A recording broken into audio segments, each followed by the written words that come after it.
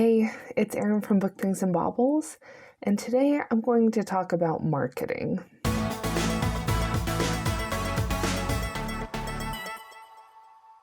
So with Etsy's latest fee increase, I made the decision to shut down my Etsy shop.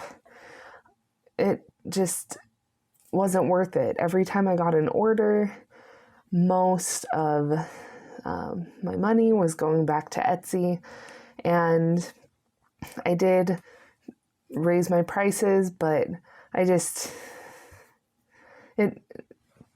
seems dishonest to me to be charging just tons and tons of extra money just so that Etsy can get more of a cut, versus what it actually costs me to make a product. And so for that reason, I decided to shut down my Etsy shop for good. And that was a really hard decision for me to make. And I'm sure a lot of you are kind of in the same boat with the price increases. I know in April there was a kind of strike with some Etsy creators shutting their shops down for like a week in protest. But I think a lot of small business owners are kind of feeling the effects of these fee increases from Etsy.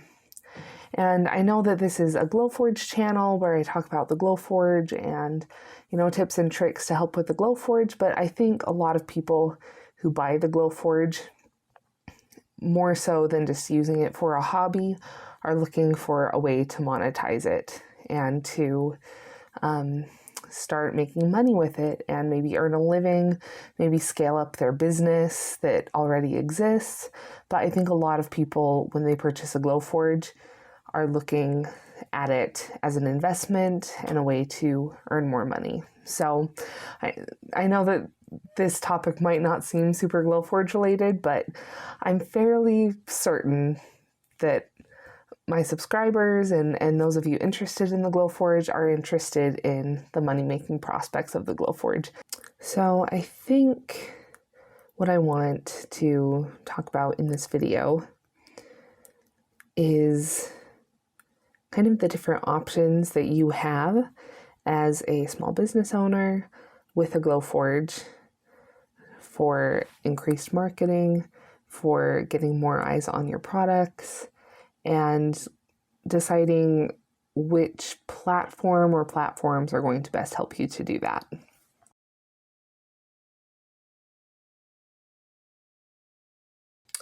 So first off is Etsy. Etsy is such a big marketplace that it's just natural that small businesses and small business creators flock to it. And I feel like Etsy kind of takes advantage of that. You do get more traffic on Etsy, and that's because Etsy has been around for longer. More people know it. It's a household name, and they just have more users on there, more creators and more customers. Etsy also spends a lot in advertising, but even that, the advertising money that they spend comes out of your pocket and not Etsy's pocket. And so I don't want to just bash Etsy this whole time, because I know a lot of people are making their living on there and are doing a great job on there. But as someone who's started their business and is trying to grow it and scale it, I just can't afford the fee increases. It's just does not make fiscal sense for me to stay on that platform. So I do have my goimagine shop, and I've talked a little bit, I think, about goimagine before in a couple other videos, but goimagine is similar to Etsy in that it is an online marketplace. Right now, it's currently only available in the United States, and it is strictly for handmade creators. So I'm the one who designs it. I'm the one who does actually make the product at home using the Glowforge as a tool. And goimagine talks about themselves being a caring economy. And what that means is all of their profits go towards helping children in need. So every month I pay $5 For $5 a month, you get to list 100 products on their website. I started off with the beginner plan. It was like $250 a month, and I got to list 50 products or 25 or something like that. But they have different plans that you can do. But that monthly fee is what keeps the website running, pays for developers and, the employees and things like that. And then all of the fees that goimagine collects, which I think is still less than Etsy, as far as how much they're taking from creators. But the fees and everything that they collect from that go to help children in need. But I'll put a link down in the description box if you're interested in learning more about them. I know that explanation is like really horrible and really bad. And the next option that I've been looking into is hosting your own website. There are a lot of websites that you can create a shop on, like Shopify. I'm sure there's others. That's the one that just always comes to my mind. But there's a lot of websites that you can start your own business website on. So it'll have your own domain. You don't have to worry about people getting lost or clicking out into someone else's shop. It's your domain. It's your shop that people will go to. And goimagine is kind of like this because they won't ever show other people's products when someone is browsing your products in your shop. But if they go up to the top and type something in the search bar, it will take them to other places. But having your own website can be a great option, but it is expensive depending on what host you choose to use and depending on the plan you need. It can be kind of expensive. But recently I've been looking into creating a Google site, which is free.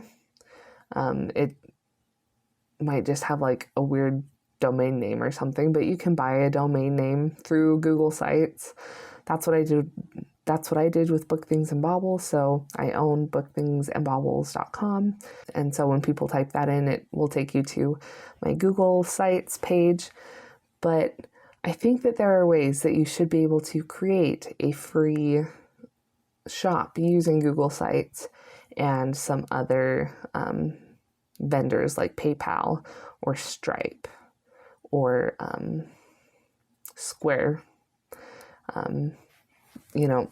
Places where you already have checkout and money accounts set up. I think you should be able to link those with Google Sites. So that's also an option. And if you're interested in learning more about setting up your own Google site for free as a shop, that's definitely a video that I can make if you would find that interesting or helpful. But I am kind of just researching that on my own now. But I don't see any reason why it wouldn't or shouldn't work. So that's kind of it for me, at least as far as domains go. There are definitely pros and cons to each, but next I want to talk about social media.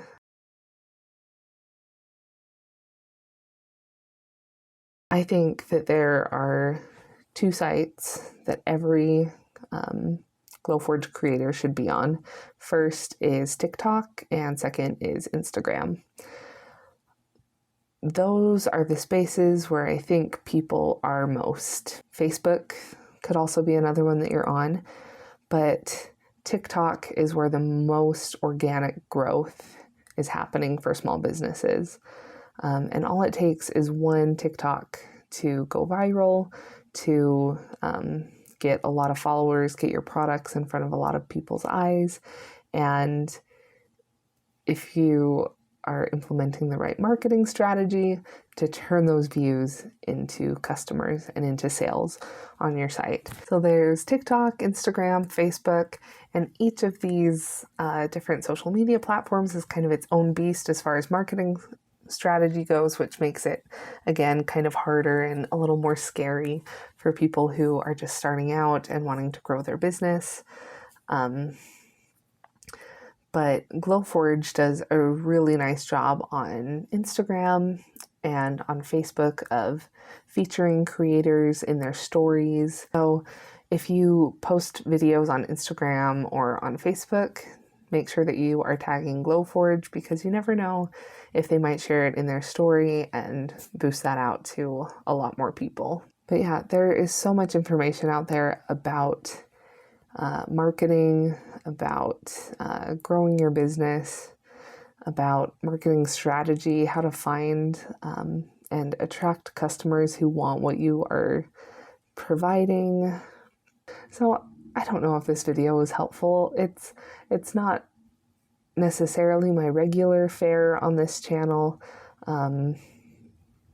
but this is what I've been thinking about lately, and I think a lot of other creators are too. I hope that I'm not the only one thinking about this and the future of my business now that I'm not on Etsy anymore, and just looking to grow in knowledge as a marketer and as an entrepreneur and business owner. And so I'm really curious to know what your guys' thoughts are on Etsy, on using the Glowforge for business, and on marketing your small business. I would love to hear your thoughts, success stories, maybe questions that you have, struggles that you have,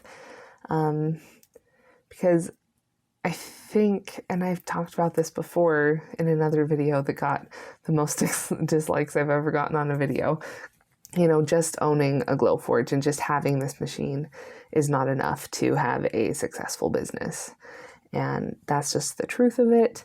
So there's definitely more marketing and business acumen needed, and that you need to consider if you are using the Glowforge to make money. So I would love to hear from you in the comments. Do you use your Glowforge for business? And if so, what site do you host your business on? How do you market? How do you get your products in front of people? I would love to hear your thoughts on this. And if you have any questions, please feel free to leave them in the comments. Like I said, I don't know everything about marketing or even about the Glowforge, but I do love learning.